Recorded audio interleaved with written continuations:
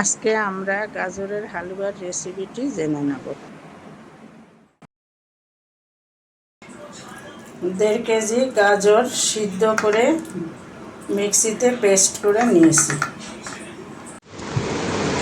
500 গ্রাম চিনি নিয়েছি, কয়েক টুকরা দারচিনি, কিছুটা ভাজা বাদাম আর 3টা কাজু বাদাম নিয়েছি।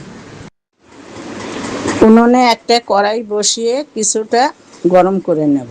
বসিয়েছি, তাতে 4 চামচ ঘি দিয়ে দেব।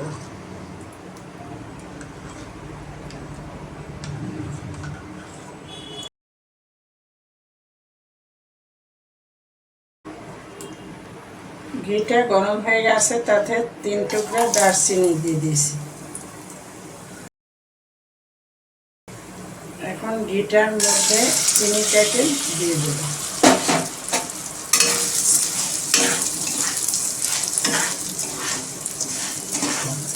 চিনিটা দিয়ে দেব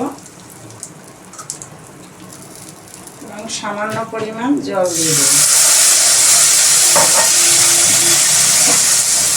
শিরা করার জন্য। এই চিনিটাকে নেড়ে যেতে হবে যত সময় চিনির সিরাপটা না হয়। সেদ্ধ করা গাজরটি এবার ঢেলে দেব।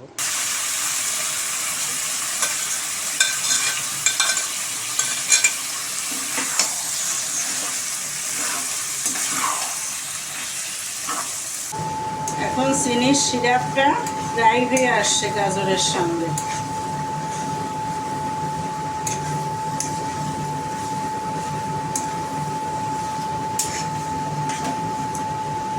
হালুয়াটা যাতে লেগে না যায়, যার কারণে ঘন ঘন একটু নাড়াচাড়া করতে হবে।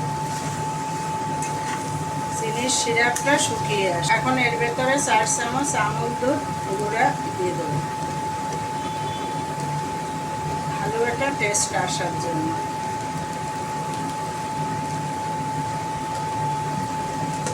এখন মিক্সার গ্রাইন্ডে এই বাদামটাকে দিয়ে দেবো একটু পেস্ট করার জন্য।